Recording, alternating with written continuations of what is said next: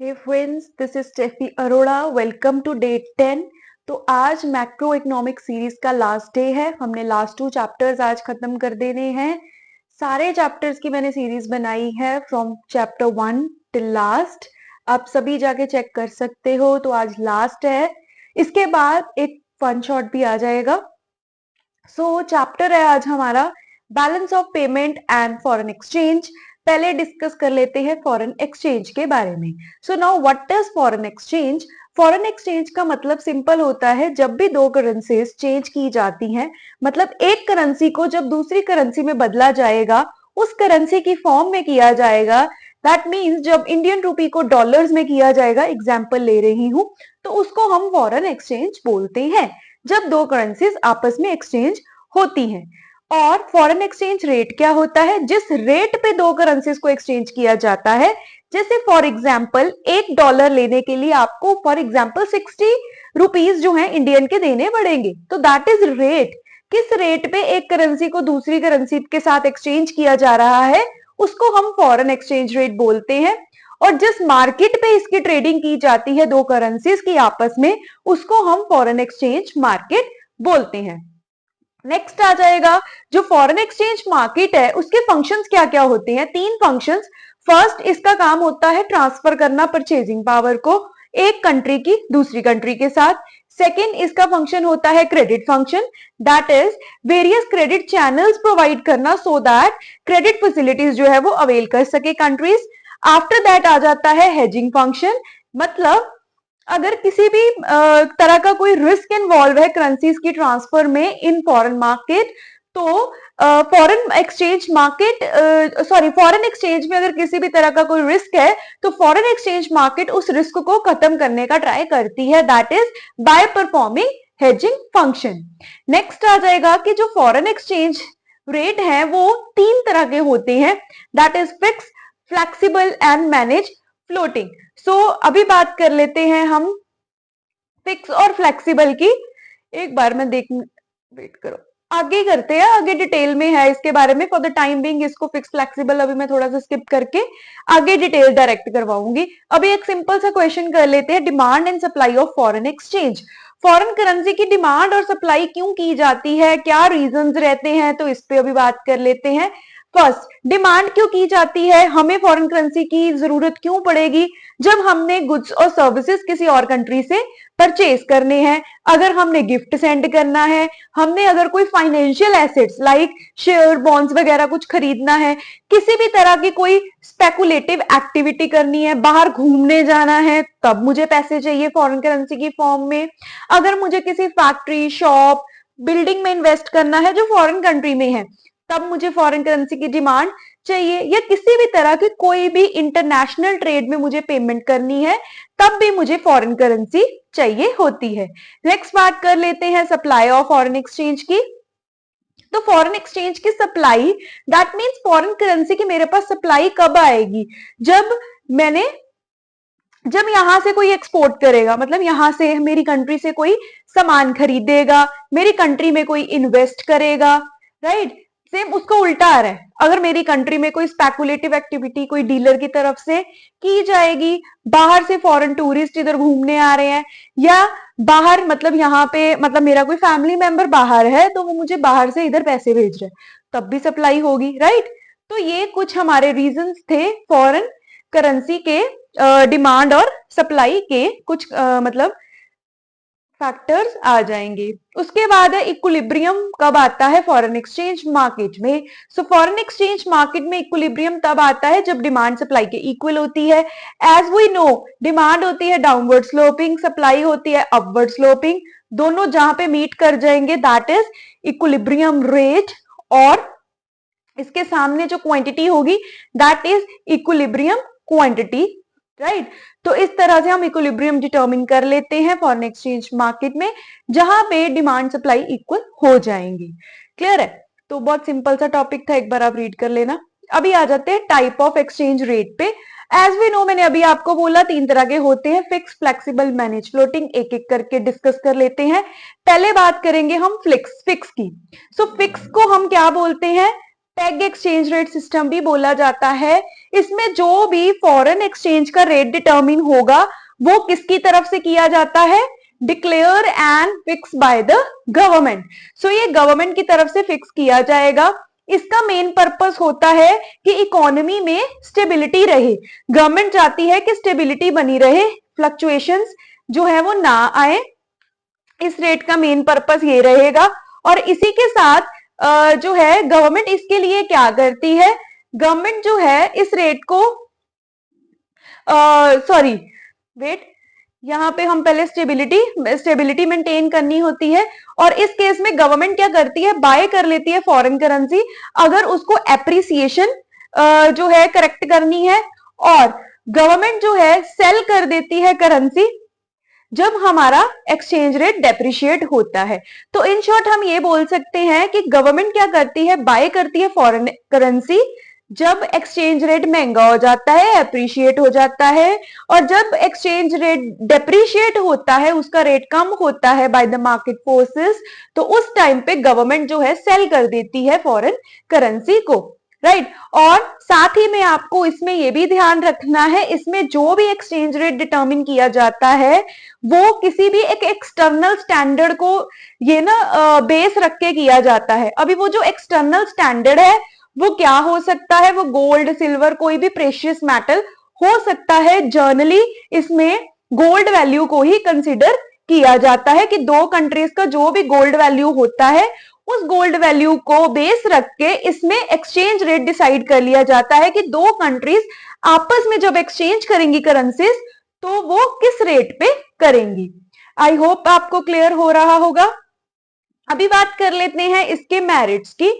तो first is fixed का merit क्या होता है? स्टेबिलिटी बनाना। अभी मैंने बोला एप्रिसिएशन डेप्रिसिएशन को कंट्रोल करने के लिए बाइंग सेलिंग जो गवर्नमेंट करती है वो इसीलिए करती है कि मार्केट में स्टेबिलिटी बनी रहे। और स्टेबिलिटी अगर रहेगी तो ऑब्वियसली इंटरनेशनल ट्रेड में ग्रोथ के चांसेस बढ़ते हैं। क्यों? क्योंकि रिस्क कम हो जाता है इससे। नेक्स्ट इज इसमें जितनी भी macro economic policies, strategies country के लिए बनेंगी वो भी स्टेबल बनेंगी, क्योंकि फॉरेन एक्सचेंज रेट यहाँ पे जो है सॉरी मार्केट को यहाँ पे स्टेबल रखा जाता है। नेक्स्ट इज इसके डिसएडवांटेजेस। डिसएडवांटेज फर्स्ट, इसमें बहुत ज्यादा आपको फॉरेन एक्सचेंज रिजर्व्स की हर टाइम पे जरूरत होती है, हर टाइम आपको इसमें मेंटेन करके रखना पड़ता है। सेकंड, इसमें जो एक्सचेंज रेट है बहुत डिफिकल्ट हो जाता है डिटर्मिन करना, क्योंकि हर बार गोल्ड की वैल्यू को डिटर्मिन करना, उसको बेस रख के करेंसीज एक्सचेंज करना और एक फॉरेन एक्सचेंज रेट डिटर्मिन करना is a very difficult and lengthy process. क्यों होता है? क्योंकि इस केस में हमारी जो करेंसी की वैल्यूएशन ओवर या अंडर कुछ भी हो रही है वो हमें नहीं पता, मतलब बहुत ज्यादा ये चेंजेस आते रहते हैं, बट हम इन चीजों को इस मेथड के अंदर जो है इग्नोर करते रहते हैं। देन इसमें जो फिक्स्ड रेट है, लास्ट पॉइंट, जो इसमें फिक्स्ड रेट है इससे जो है मतलब ये बहुत मुश्किल है कि हर टाइम ही फिक्स रहे, क्योंकि बहुत ज्यादा इकोनॉमी में टाइम टू टाइम चेंजेस आते रहते हैं, राइट। अगर हम सेम ही लेके चली जा रहे हैं, उसको ही फोकस करते जा रहे हैं, तो हमारी इंटरनेशनल ग्रोथ इससे सफर होगी। Next type of exchange rate हमारा आ जाएगा फिक्स्ड एक्सचेंज रेट। सो फिक्स्ड जो है just it is an opposite of sorry fixed हमने कर लिया, फ्लेक्सिबल एक्सचेंज रेट। सो जो फ्लेक्सिबल है ये फिक्स का जस्ट ऑपोजिट है। इसमें जितना भी एक्सचेंज रेट होगा वो होगा by the market forces. Market forces अगर बात की गई है तो मींस डिमांड एंड सप्लाई, जो भी करेंसी फॉरेन एक्सचेंज में हो रही होगी, डिमांड सप्लाई के पैटर्न के बेसिस पे यहाँ पे फॉरेन एक्सचेंज रेट डिटर्मिन किया जाएगा। तो अगर डिमांड सप्लाई के बेसिस पे यहाँ पे फॉरेन एक्सचेंज रेट डिटर्मिन होगा तो डेफिनेटली यहाँ पे किसी भी तरह की गवर्नमेंट की इंटरफेरेंस नहीं होगी। गवर्नमेंट की इंटरफेरेंस नहीं होगी, बट जो मार्केट डिटर्मिन होगी वो कैसे डिटर्मिन होगी कि कैसे वो बैंक्स, फर्म्स, इंस्टीट्यूट्स ये कैसे इंटरैक्ट कर रहे हैं, कितनी फॉर्म में कर रहे हैं, किस करेंसी में या कितनी वैल्यूएशन में कर रहे हैं, इस बेसिस पे यहाँ पे फॉरेन एक्सचेंज रेट डिटर्मिन किया जाएगा।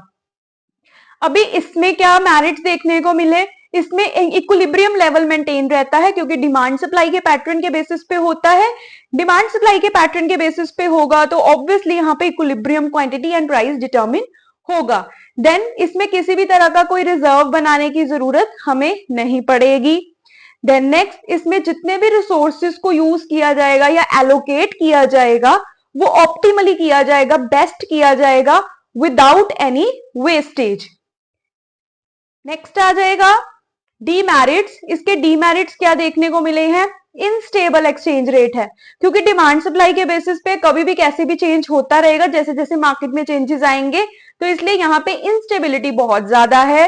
इंस्टेबिलिटी है तो पॉलिसीज बनाना भी मुश्किल है, क्योंकि रोज रोज कुछ ना कुछ चेंज होगा, रोज रोज पॉलिसीज में कुछ चेंजेस करने पड़ेंगे, जो कि एक बहुत ही डिफिकल्ट या एक लेंथी प्रोसेस हम बोल सकते हैं, जिसमें बहुत ज्यादा चेंजेस, फ्लक्चुएशंस फेस करने पड़ेंगे। नेक्स्ट आ जाएगा मैनेज फ्लोटिंग एक्सचेंज रेट। सो मैनेज फ्लोट रेट क्या होता है? मैनेज फ्लोट रेट में क्या किया जाता है? It's in combination of fix and flexible. जब जरूरत पड़ेगी मार्केट फोर्सेस रेट डिटर्मिन कर लेते हैं, और as per the situation government भी इंटरफेयर कर लेती है। मतलब इसमें दोनों का कॉम्बिनेशन होता है, दोनों इकट्ठे पार्टिसिपेट करके जो है इसमें फ्लक्चुएशंस या फॉरेन एक्सचेंज रेट डिटर्मिन किया जाएगा। मतलब दोनों के फीचर्स इसमें हमें देखने को मिलेंगे। और सेकेंड, इसको डर्टी फ्लोटिंग बोला जाता है। बड़ा इंपॉर्टेंट एमसीक्यू ये पूछ लिया जाता है, which exchange rate is known as dirty floating? So we say manage floating rate of exchange. तो ये हमारे 3 एक्सचेंज रेट डिस्कस हो गए। अभी बात कर लेते हैं appreciation, depreciation, revaluation and devaluation. इस पे तो बहुत ज्यादा आपको 3 मार्क्स में क्वेश्चन देखने को मिलेगा। जनरली अभी मैंने आज जितना भी करवाना है आपको बीओपी एंड फॉरेन एक्सचेंज, इसमें आपको 3 मार्क्स तक का ही या मैक्स 4 का ही क्वेश्चन देखने को मिलता है, बाकी 2 इसमें से एमसीक्यू आ जाते हैं, राइट। तो इस पूरे में से हम इसलिए इसको उतना ही प्रिपेयर करेंगे जितना ही मार्क्स कवर करेगा। तो एप्रिसिएशन डेप्रिसिएशन में ज्यादा आ जाता है इसमें। अभी पहले बात कर लेंगे एप्रिसिएशन और रीवैल्यूएशन की। सो फर्स्ट ऑफ ऑल, जो रीवैल्यूएशन है वो की जाती है फिक्स्ड एक्सचेंज रेट सिस्टम के अंदर, और जो एप्रिसिएशन है वो की जाती है फ्लेक्सिबल के अंदर। तो अगर फिक्स के अंदर की जा रही है तो यह की जाएगी इंटेंशनली बाय द गवर्नमेंट, और अगर ये फ्लेक्सिबल के अंदर है तो ये कैसे की होगी? मार्केट फोर्सेस के अंदर। बट इसमें रेट को क्या किया जाता है? इंक्रीज, ठीक है, क्योंकि एप्रिसिएशन रिवैल्यूएशन दोनों केसेस में इंक्रीज किया जाएगा, बट एप्रिसिएशन में मार्केट फोर्सेस करती है, रिवैल्यूएशन में गवर्नमेंट करती है। और एप्रिसिएशन फिक्स का पार्ट है और रिवैल्यूएशन जो है सॉरी एप्रिसिएशन फ्लेक्सिबल का पार्ट है और रिवैल्यूएशन फिक्स का पार्ट है। सिमिलरली जो डिवैल्यूएशन है, डिवैल्यूएशन पार्ट है फिक्स का फिक्स का, और डेप्रिसिएशन जो है वो फ्लेक्सिबल का, ठीक है। In short appreciation depreciation flexible का पार्ट है जिसमें मार्केट फोर्सेस इन्वॉल्व होंगी, और डिवैल्यूएशन जो है और रिवैल्यूएशन जो है वो इंटेंशनली बाय द गवर्नमेंट है, इसलिए ये फिक्स्ड के अंदर है। और डिवैल्यूएशन और डेप्रिसिएशन में डिक्रीज की जाती है फॉरेन करेंसी। That's it. तो इसमें ये भी देख लो, ये डिमांड फोर्सेस, ये गवर्नमेंट का डिसीजन है, सिंपल। सो ये हमारा सारा फॉरेन एक्सचेंज रेट का टॉपिक कवर हो गया। इंपॉर्टेंट मैंने टू द पॉइंट ही इसमें करवाया है। अभी बात कर लेते हैं बीओपी की। So now what is BOP? So balance of payment क्या होता है? सो बैलेंस ऑफ पेमेंट का मतलब क्या है? ये एक तरह की क्या है? हमारी फाइनेंशियल स्टेटमेंट, राइट। अगर फाइनेंशियल स्टेटमेंट है तो ऑब्वियसली इसमें डेबिट क्रेडिट के सारे रूल लगेंगे जो अकाउंट्स के लगते हैं, ठीक है। और इसमें क्या किया जाता है? सिस्टमैटिक रिकॉर्ड रखा जाता है। किस चीज का रिकॉर्ड रखा जाता है? It contains the systematic record of import and export of our country.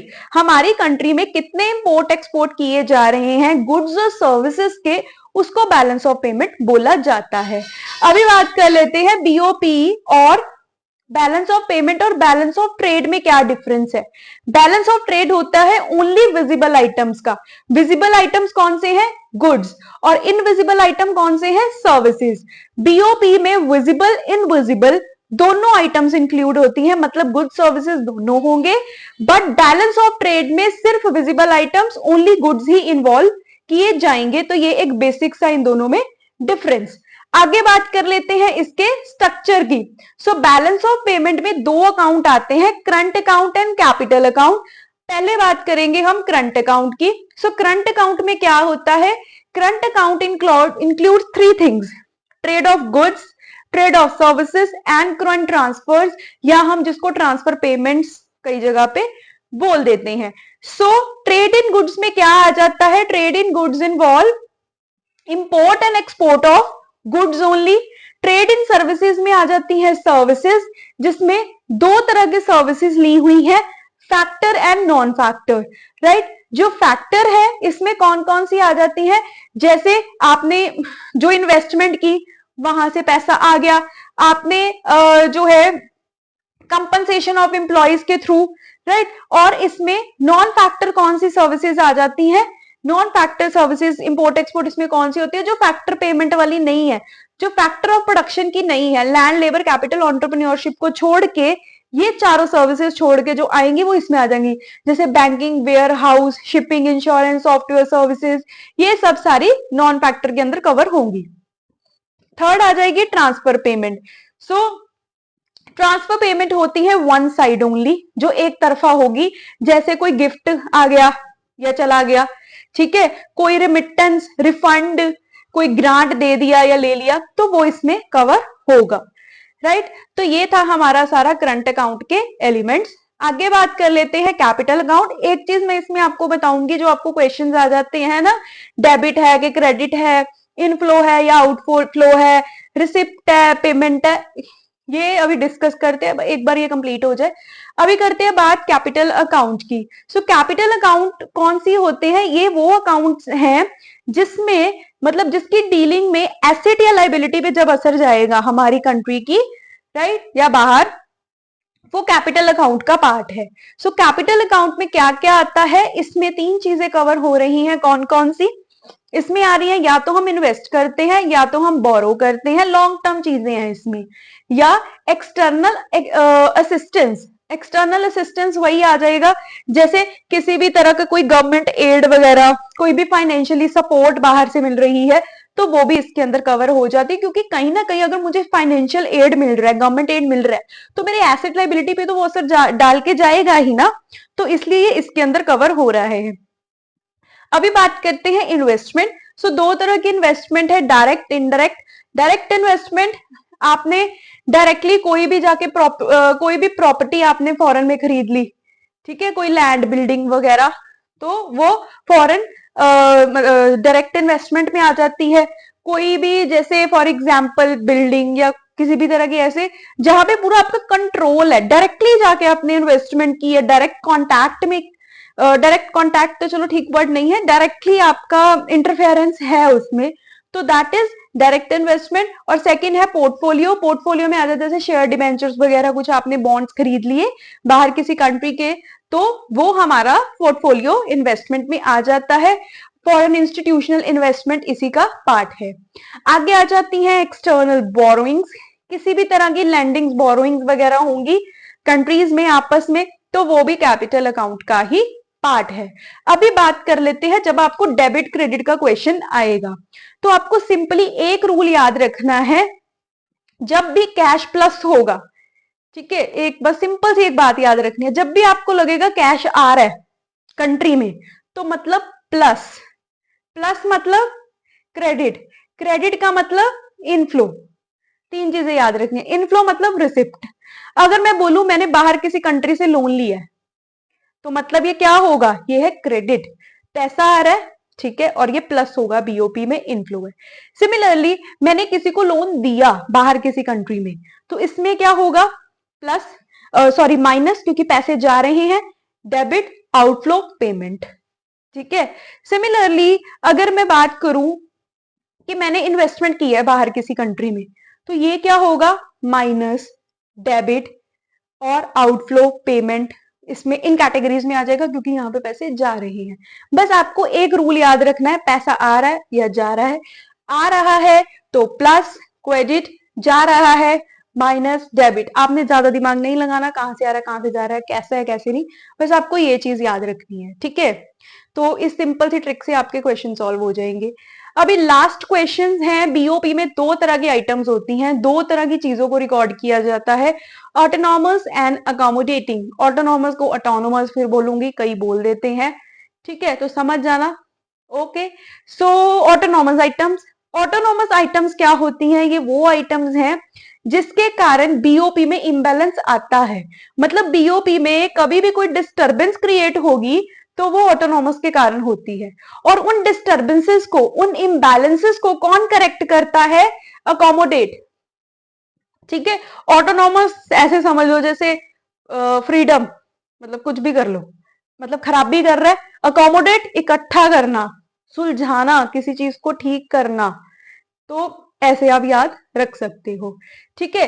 तो कारण क्या है इम्बैलेंस के? ऑटोनॉमस आइटम के कारण होते हैं, और करेक्ट कौन करता है? अकोमोडेटिंग। तो इसी के साथ, तो अगर हम बात कर लेते हैं, first is motive. So autonomous का मेन मोटिव हमेशा यही रहता है, पैसा कमाना, प्रॉफिट मैक्सिमाइज, जिसके कारण इम्बैलेंस आ जाते हैं। बट अकोमोडेटिंग के कारण, ये इसका मेन क्या रहता है? सरप्लस या डेफिसिट जो आता है वो अकोमोडेटिंग के कारण आता है, राइट। सो इसका इफेक्ट, ऑटोनॉमस का इफेक्ट करंट कैपिटल दोनों पे पड़ता है, और अकोमोडेटिंग का सिर्फ कैपिटल पे पड़ता है। इसको अबव द लाइन आइटम्स बोलते हैं, इसको बिलो द लाइन आइटम्स बोलते हैं। और नेक्स्ट जो ऑटोनॉमस है वो इंडिपेंडेंट है, ऑटोनॉमी, फ्रीडम, तो ये इंडिपेंडेंट है। और जो अकोमोडेटिंग, इकट्ठे अगर चलना है तो डिपेंड होके चलना पड़ेगा, ठीक है। तो ये डिपेंड, ये बस याद करने की ट्रिक्स हैं और कुछ नहीं है, ठीक है। तो ऐसे आप याद रख सकते हो, दो तरह के आइटम्स, ऑटोनॉमस, अकोमोडेटिंग, इस पे भी क्वेश्चन आपको आ जाता है। तो एक मेजर मेजर जो अगर मैं बात करूं, हमारे इंपॉर्टेंट सब डिस्कस कर लिया मैंने दोनों चैप्टर्स का, राइट। और इसी के साथ हमारे नोट्स भी मैक्रो के कंप्लीट हो चुके हैं। मैक्रो का ये लास्ट था, ऊपर ऊपर से जस्ट एक गो थ्रू ही मैंने आपको करवाया है, सो दैट आप एग्जाम्स के लिए एक रिवीजन हो सके। होपफुली सबको अच्छी लगी होगी मैक्रो इकोनॉमिक्स की सीरीज। तो बस जल्द ही मैं बिजनेस की भी कल परसों से स्टार्ट कर रही हूँ, आपको वो भी देखने को मिलेगी। सो अच्छा लग रहा हो तो प्लीज चैनल को सब्सक्राइब करो, वीडियो को लाइक करो, तो इससे एक मोटिवेशन ही मिलती है, सो दैट और काम मैं इस पे करूं, तभी पता चलेगा ना कि मैं अच्छा कर रही हूँ या कैसे कर रही हूँ। तो ये एक तरह की मोटिवेशन ही है, अगर आप लाइक कमेंट कर देते हो, सब्सक्राइब कर देते हो।